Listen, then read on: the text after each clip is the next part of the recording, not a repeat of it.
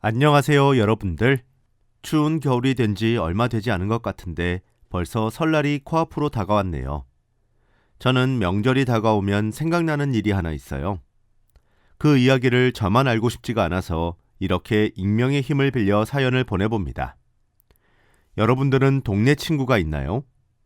사실 요즘 세상에는 아파트도 많이 생기기도 하고 아이들이 전부 학원을 다니기도 하는 세상이니 동네 친구를 만들기가 참 어려운 세상이기도 하죠. 하지만 제가 자랄 때만 해도 동네에는 아파트보다 주택이 더 많이 있었습니다. 그래서 동네 골목길에서 친구들과 놀고 내 집처럼 친구 집을 드나들면서 자랐어요. 밥때가 되면 아이들의 부모님이 목청껏 밥 먹어라 소리를 질렀는데 그 소리가 들리면 우린 놀던 것을 멈추고 각자 집으로 돌아가는 그런 시절이었어요. 따스한 분위기인 그런 작고 귀여운 동네에서 저는 자랐습니다.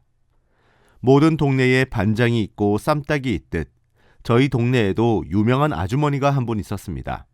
저희 동네 근처에는 전통시장이 하나 있었는데 그곳에서 칼국수집을 하시는 분이셨어요. 그 아주머니는 성격이 얼마나 불같았는지 몰라요. 여자 혼자서 장사를 하면 억센 성격으로 바뀔 수밖에 없다지만 아주머니는 억센 수준이 아니었거든요. 손님과 드자비질을 하는 경우도 있었고 큰 소리를 내지 않으시는 날이 많지 않았어요. 늘 화가 나 있는 것처럼 보이는 그런 아주머니셨었거든요. 항상 엄격하셨고 잘 웃지 않으시는, 그래서 항상 무서워했던 그런 아주머니셨죠. 사실 동네 친구들끼리 놀면 나이가 그렇게 중요하지 않잖아요. 다들 또래끼리 붙어서 놀곤 하니까요. 제 동네 친구들도 마찬가지였죠. 그 중에는 남매가 한 쌍 있었어요. 그중 남동생은 저보다 2살 어렸고 여동생은 저보다 4살 어렸죠. 아주머니가 저희 동네 사이에서 유명했던 이유는 바로 그 남매의 어머니셨기 때문이에요. 아주머니는 거의 매일을 싸우시곤 했어요. 손님들과도 싸우기도 하고 동네 사람들과도 싸우기도 했죠. 제가 아주머니가 칼국수집을 한다고 말씀드렸죠. 아주머니 가게에서 2집 정도 떨어진 곳에 만두 가게가 하나 있었어요. 원래 그 가게에서는 찐빵이랑 만두만 팔았었어요. 그런데 한 번은 어느 겨울 찐빵과 만두와 함께 칼국수를 팔기 시작했습니다. 그랬더니 아주머니가 찐빵과 만두를 파는 가게에 찾아가서 드자비질을 하셨어요. 절대 못하게 만드신다고 거의 그 가게를 난장판을 만드셨거든요. 상도덕이 있어야지. 지금 뭐 하자는 거야? 내가 칼국수 하지 말라 그랬다. 내일 당장 칼국수 안 빼면 어떻게 되는지 한번 두고 보자고! 하면서요. 결국 찐빵과 만두를 팔던 가게는 젊은 부부가 운영하고 있었는데 두 손 두 발을 다 들고 앞으로 절대 칼국수를 팔지 않기로 약속하며 일단락이 되었어요. 동네 사람들이 수군대며 손가락질도 엄청 했습니다. 서로 어려운 시기고 그러면 함께 힘을 모아 해결하려고 들고 서로 조금의 편의는 봐줄 수도 있고 메뉴가 겹쳐 문제면 좀 더 좋게 말할 수도 있는데 왜 저렇게 매번 썽을 내고 사냐고 하면서요. 저희 부모님들도 그 아주머니를 보면 한숨을 쉬며 고개를 절레절레 흔들었어요. 그도 그럴 게 아주머니가 남매들도 그래서 엄청 엄하게 기르셨었거든요. 솔직히 저희 집은 화목하고 부모님 2분 다 다정하고 따뜻하게 저를 길러주셨어요. 그래서 남매들과 저랑 같은 실수를 해도 저희 집에서는 알아듣게 설명을 해주시면서 이러면 왜 안 되는지, 그렇다면 이런 상황에서 어떻게 해야 하는지에 대해 이야기해 주시며 훈육해 주셨죠. 그런데 남매들은 정말 눈물이 쏙 빠지도록 혼이 났어요. 지금이야 아이들을 혼내고 집 밖으로 쫓아내면 아동학대다 뭐다 뉴스에 뜨지만 사실 그 시절엔 누구나 한 번씩 집에서 쫓겨나고 그랬었거든요. 동네 친구들 사이에서 남매들과 저랑 제일 친했는데 그래서 그런지 남매들이 쫓겨나면 맨날 잠옷만 입고 저희 집 초인종을 눌렀고 저희 부모님은 매번 어떻게 아이들을 내쫓냐 그러면서 혀를 끌끌 차셨고요. 제 친구라고 매번 거두셨거든요. 그래서 저는 남매들이 혼이 나기를 내심 기다렸던 적도 많아요. 철이 없는 생각이지만 그렇게 쫓겨나면 항상 제 방에서 셋이서 놀다가 잠을 잤거든요. 물론 그 전엔 눈물을 뚝뚝 흘리는 남매들을 달래야 했지만요. 사실 여자아이들은 어릴 때 조숙한 아이들이 대부분이잖아요. 저는 외동이기도 했고 저보다 실제로 남매들이 나이가 어렸으니 제가 동생들을 돌본다는 생각이 많이 들어서 뭔가 더 좋았던 것 같기도 해요. 제가 매일 동생을 만들어 달라고 노래를 불렀는데 저희 부모님은 끝끝내 동생을 만들어주지 않았었거든요. 그렇게 시간이 흘렀고 동네 친구들도 하나둘 대학에 가고 취업을 하고 그렇게 모두가 성인이 되었습니다. 사실 그렇게 자라면서 어렸을 때 끈끈했던 남매와 저도 사춘기를 겪어가면서 사이가 소원해졌어요. 그래도 여동생이었던 아이는 제게 언니 언니 하며 여전히 저를 많이 따르곤 했었지만 남동생이었던 아이는 아는 척도 하지 않고 대면대면하게 지냈죠. 저는 성인이 되고 대학을 가게 되면서 제가 나고 자란 동네를 떠나게 되었습니다. 타지에서 대학을 다녔고 졸업 이후 타지에서 한 중소기업에 취업도 하게 되었죠. 간간히 여동생이 보고 싶다고 연락해 왔고 저도 고향에 내려가면 여동생과 동네 친구들을 만나기도 하고 여동생이 절 만나러 올라오기도 하면서 얼굴을 보고 지냈어요. 그러던 어느 날이었습니다. 제가 다니던 회사에서 구조조정을 당하게 되었어요. 회사 사정이 너무 어려워졌고 그래서 인원 감축이 불가피한 상황이었어요.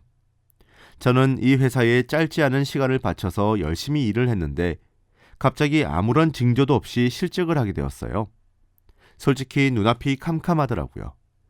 그때 제 나이가 딱 30이었는데 그 시절엔 제 나이가 그렇게 적지 않은 나이였거든요. 경력을 살려 이직을 할 준비도 되어 있지 않았어요. 하지만 그 시절에 저희 회사뿐만이 아니라 대한민국 자체의 경제가 어려웠기 때문에 취직이든 이직이든 사실상 쉬운 일이 아니었죠.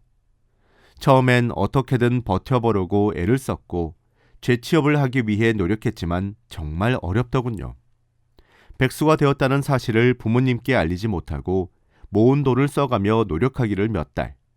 수중에 있는 돈을 다 써버렸고 부모님께 사실을 알려야만 했죠. 부모님은 제 이야기를 듣더니 괜찮다고 말씀해 주시며 고향으로 돌아오라고 했어요. 고향에서 머리를 좀 식히면 다시 기회가 올 거라고 너무 걱정하지 말라고 하면서요. 저는 그렇게 거의 10년 만에 고향으로 돌아왔습니다. 고향으로 돌아오고 여동생을 제일 먼저 만났어요. 언니, 고향에 있으니까 너무 좋다. 여전히 너무 귀여운 여동생을 보고 있으니 함께 골목길을 누비고 다녔던 시절로 돌아간 것 같아 행복했어요. 여동생과 술자를 한 잔씩 기울이며 사는 이야기를 하고 있었어요.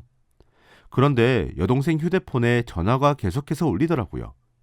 누구냐고 물으니 남자친구랑 싸웠는데 언니 만나서 술 마신다고 하니까 자꾸 전화 오잖아. 걱정은 되나 보지 뭐. 라고 대답을 하는데 벌써 여동생이 그런 나이인가 싶어서 감회가 새로웠어요. 뭔가 나이는 4살밖에 차이가 나지 않지만 항상 어리게만 봐서 그런지 애기처럼 보였거든요. 입을 내밀고 남자친구에 대한 투정을 늘어놓는 여동생이 귀여웠고 저는 얼른 화해하러 가라며 등을 떠밀었어요. 여동생은 싫다고 버티다가도 남자친구가 보고 싶긴 한 건지 고민을 하기 시작하더라고요. 그러더니 마침 생각났다는 듯 언니, 우리 오빠랑 놀아 그럼. 언니 오빠 안 만난 지 엄청 오래된 거 아니야? 하면서 말리기도 전에 전화를 걸고 여동생이 오빠를 부르더니 언니, 곧 온대. 여기서 조금만 기다려. 나 그럼 오늘 먼저 간다. 미안. 하고 쌩 나가더라고요. 너무 순식간에 일어나서 황당하기도 하고 귀엽기도 하고 오랜만에 남동생 보겠네 싶어서 반갑기도 했죠. 한 10분 정도 지났을까? 기다리고 있으니 낯선 남자가 제 맞은편에 앉더라고요. 깜짝 놀랐어요. 그런데 알고 보니 남동생이었죠. 제가 고향을 떠나고 난 이후 여동생만 간간히 보고 남동생은 한참을 못 봤었는데 그 사이에 군대도 갔다 오고 하더니 엄청 남자답게 자란 모양이더라고요. 항상 애기라고만 생각했는데 남자다운 모습에 깜짝 놀랐죠. 오랜만에 봐서 옛날 이야기도 하고 그러다 보니까 옛날 사춘기 시절부터 어색해서 멀리했던 거리감도 다 사라졌고 골목을 누비던 시절로 돌아간 것 같았죠. 너무 기분이 좋았고 우린 2차도 3차도 하기 시작했어요. 꼬맹이인 줄로만 알았는데 제 옷도 챙기고 가방도 챙기고 비틀거리면 지탱해주고 인도 쪽으로 걷게 하고 그렇게 매너 있는 남자로 변한 모습이 참 귀엽기도 하고 문득 설레더라고요. 그렇게 술을 거하게 마셨어요. 다음날 지끈거리는 머리를 잡고 눈을 떴는데 낯선 천장이 먼저 보이더라고요. 그런데 제 방 천장이 절대 아니었어요. 삐그덕거리며 고개를 돌리니 제 옆에 남동생이 자고 있는 것이 아니겠어요? 정말 너무 놀라서 깍 하고 소리를 왁 질렀더니 그 소리에 남동생이 잠에서 깨고 저는 남동생에게 소리쳤어요. 너 뭐야 이게? 라고 하며 엉엉 울면서 화를 냈어요. 남동생은 깜짝 놀라 눈을 동그랗게 뜨더니 제게 이야기했어요. 누나, 오해야. 누나, 설마 어제 기억이 아무것도 안 나? 아니, 누나, 어제 누나 옷에다가 토했잖아. 누나 너무 취해서 누나 업고 집에 가려고 택시 잡고 있었는데 누나가 토했다고. 그 상태로는 집에 못 가서 진짜 어쩔 수 없이. 저는 정말 망치로 한 대 머리를 얻어맞는 것만 같았어요. 알고 보니 제 옷은 정말 처치곤란이었기 때문에 어쩔 수 없이 그 밤에 혼자 화장실에서 손빨래를 내서 의자에 널어서 말려놨고 그렇게 다 하고 보니까 오늘 새벽 5시여서 잠시 눈을 붙인다는 게 너무 피곤해서 남동생은 골아 떨어진 것이었죠. 정말 너무 창피하고 쥐구멍이라도 있으면 좋겠더라고요. 저는 그 말을 듣고 울었던 제 자신의 머리채를 잡고 싶었어요. 미안하다, 고맙다 말도 하지 못하고 정말 후다닥 옷을 갈아입고 가방을 챙겨 도망치듯 저희 집으로 갔어요. 제가 그렇게 간 것이 눈에 아른거렸던 것인지 남동생은 계속 연락이 왔어요. 저는 정말 너무너무 창피하고 수치스러워서 연락을 피했죠. 남동생은 그랬더니 저희 집 근처로 찾아왔더라고요. 결국엔 만날 수밖에 없었어요. 그런 민폐를 끼치고 어떻게 바람까지 맞추겠냐고요. 저는 무슨 욕을 들어도 무조건 미안하다고 하자 하며 남동생을 만나러 나갔는데 뜻밖의 이야기를 하더라고요. 알고 보니 사춘기 시절부터 저를 피하게 된 이유가 절 너무 좋아해서였단 사실이었어요. 제가 첫사랑 상대였다고 하더라고요. 그런데 어제 만나고 저와 술도 마시며 진솔하게 이야기를 나누니까 아직까지 저를 좋아하고 있다는 걸 알게 되었고 이왕 이렇게 된 거 한번 만나보자고 이야기를 하더라고요. 진솔하게 다가오는 남동생의 고백에 당황스럽기도 했지만 가슴이 두근거렸고 우린 그렇게 연인이 되었어요. 같은 동네 출신이라 걱정되는 것이 이만저만이 아니었죠. 그래서 저는 비밀 연애를 하자고 제안을 했어요. 남자친구는 자랑하고 싶은데 그러지 못하게 한다며 툴툴거렸지만 흔쾌히 수락했어요. 정말 불같은 사랑을 했습니다. 비밀 연애를 하기 시작하니까 너무 스릴 있고 두근거리더라고요. 그렇게 남자친구와 연애를 하면서 저는 다시 취업 준비를 시작했어요. 남자친구는 공무원으로 일을 하고 있었는데 저를 챙겨주고 응원해주고 그러더라고요. 정말 든든한 남자친구였죠. 그런데 어느 날이었습니다. 취업 준비를 하던 도중 배가 고파 딸기를 먹었는데 갑자기 우욱하며 먹은 것을 다 개워내게 되더라고요. 체한 건가 하며 약을 먹으려는 도중 갑자기 생각 하나가 제 머릿속을 스치기 시작했습니다. 설마 하는 심정으로 약국으로 달려가 테스트를 했더니 아니나 다를까 임신이었습니다. 산부인과에 내원해 제대로 진료를 받아보니 이미 임신 7주 차였어요.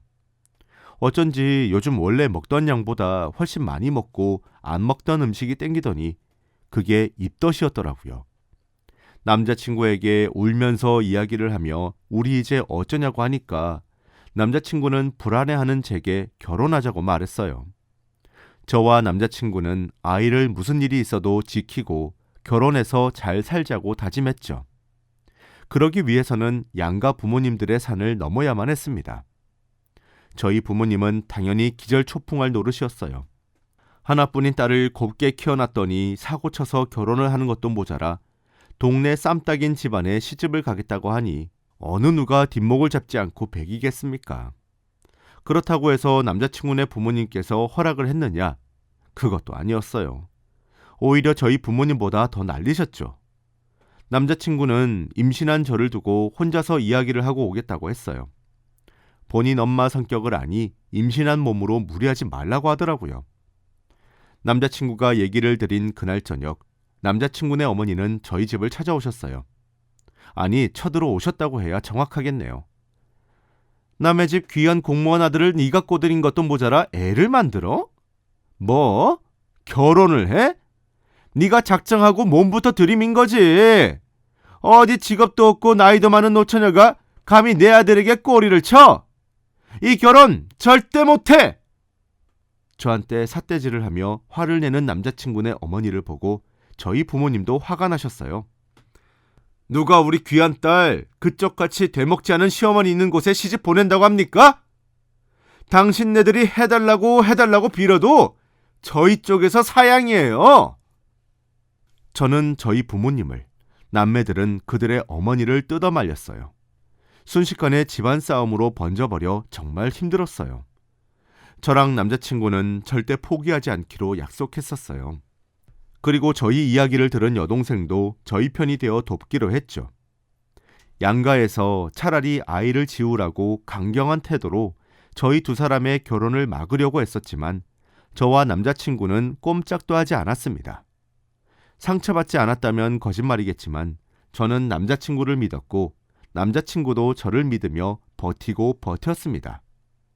자식 이기는 부모가 없다는 말을 증명하듯 결국 점점 불러오는 제 배를 보시고는 저희 부모님은 백기를 드셨고 제 마음대로 하라며 부모 가슴에 대못을 받고 싶느냐고 원망하셨습니다. 그렇게 말씀하시는 부모님께 죄송했지만 제 남편과 아이를 포기하고 싶지 않았죠.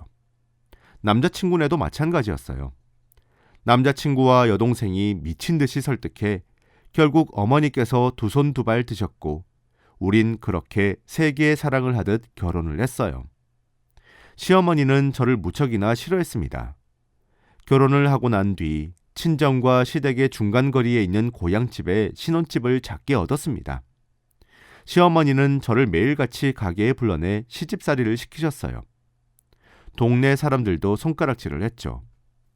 홀몸도 아닌 며느리를 저렇게 박하게 대한다고 천벌받을 거라고 하시면서요. 저는 묵묵히 시집살이를 견뎠습니다. 스트레스를 받지 않았다면 거짓말이겠지만 이제 시누이가 된 여동생이 그런 시어머니를 요령껏 말렸고 그만큼 제 남편이 제게 잘 대했기 때문이에요. 그리고 저희 친정도 시어머니만큼이나 사위를 미워해서 할 말도 없었죠. 새벽에 불러내어 육수를 우려내게 하지를 않나 시도 때도 없이 신혼집에 들이닥치시는 것은 기본이었고 혼자 서빙하고 일도 시키고 그렇게 정말 만삭일 때까지 제게 일을 빙자한 혹독한 시집살이를 시켰어요. 혼자 가게를 보게 하지를 않나 매일 가게에 있으시던 분께서 갑자기 약속이 있다, 은행에 가야 한다 하시면서 저를 부려먹었어요.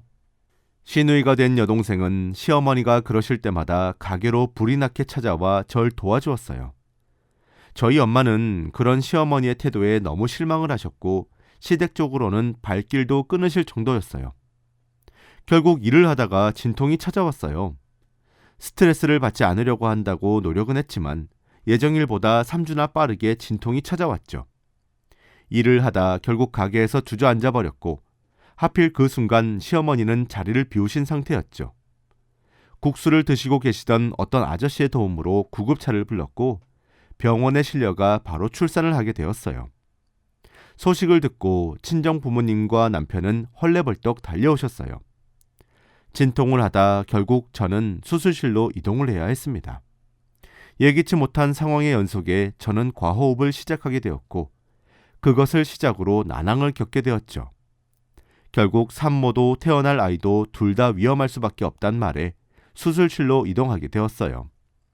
그 소식만으로도 저희 부모님은 식겁하셨는데 그걸로도 모자라 제가 시장에서 일을 하다 쓰러졌다는 말에 결국 저희 부모님은 폭발하셨습니다. 어떻게 만삭인 아내를 제대로 지키지도 않느냐고, 아이를 낳고 나온 이후로 이혼시키겠다고, 더 이상 내 딸 이렇게 고생시킬 수 없겠다고 불같이 화를 내셨다 하더라고요. 어찌되었든 수술은 무사히 끝나서 순산할 수 있었어요. 전 몰랐는데 저희 엄마가 시어머니에게 당신은 악마보다 더한 사람이라고 불같이 화를 냈다고 하더라고요. 출산한 아이는 왕자님이었습니다.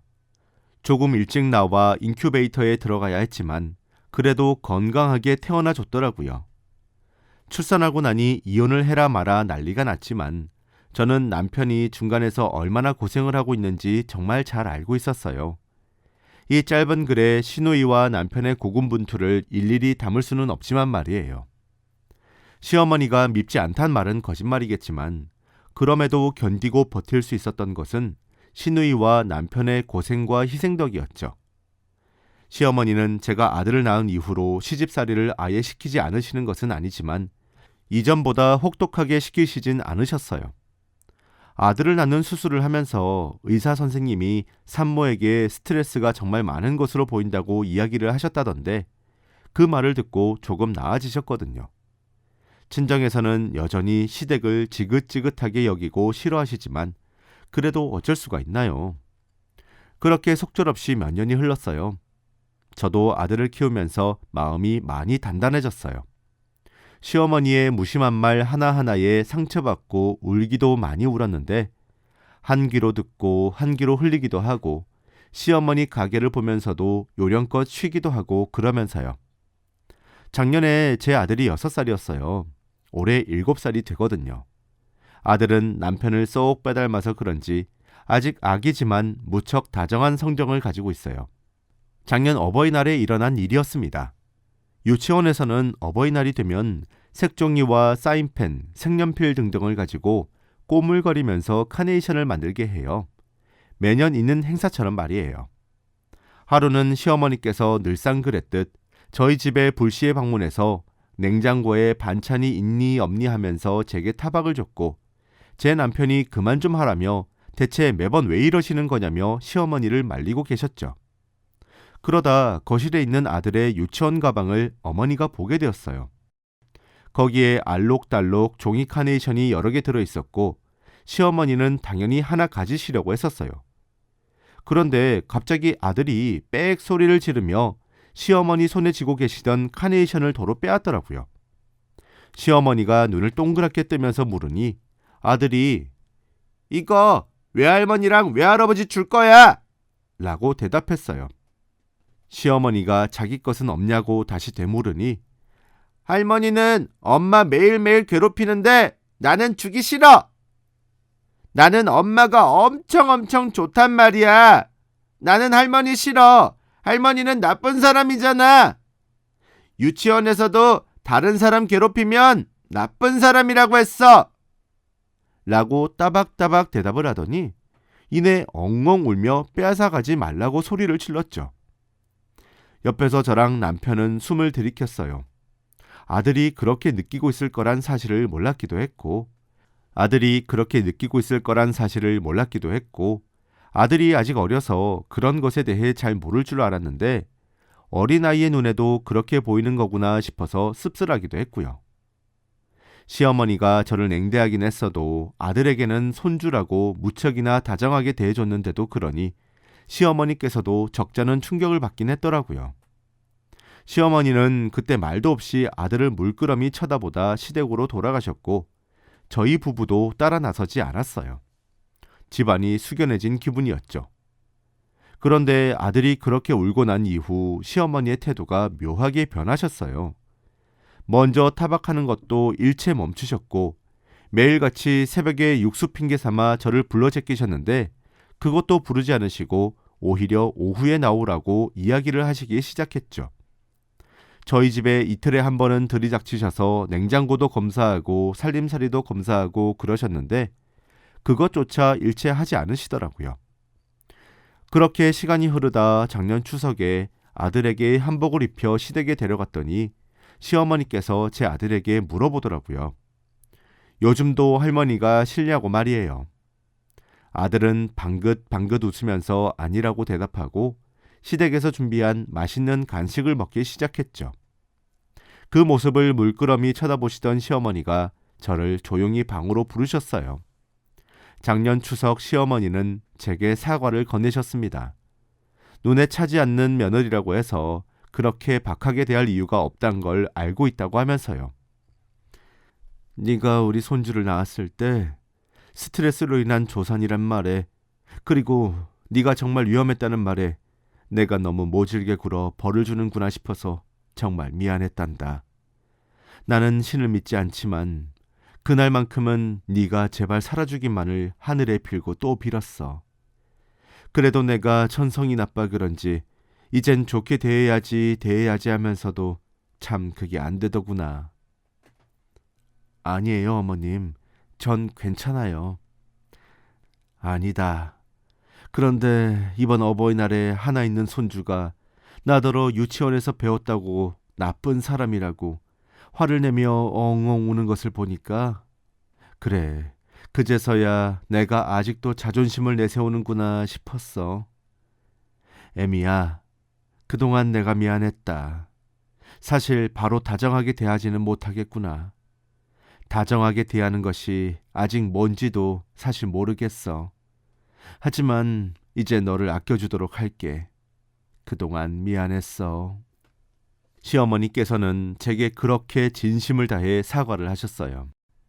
사실 자존심이 무척이나 센 시어머니가 그렇게 사과를 하실 거라곤 예상하지 못해서 정말 놀랬고, 한편으로는 손주가 이렇게 바꿀 수 있다는 사실에 참 형용할 수 없는 감정이 들더라고요. 그날 이후 시어머니는 정말 조금씩 변해가기 시작했어요. 매번 야 하고 부르시던 호칭도 저희 아들 이름이 연우인데 연우 애미로 바뀌셨고, 저희 집에 들이닥치시던 것도 항상 오기 전에 연락을 주시기도 하고, 제게 소리 높여 화를 내시는 것도 하지 않으시게 되었죠. 가게에 새벽같이 불러내시는 것도 그만두셨고, 이 핑계 저 핑계 대면서 제게만 가게를 맡겨서 일을 시키신 것도 이제 그만두셨어요. 전체적으로 많이 유해지셨죠.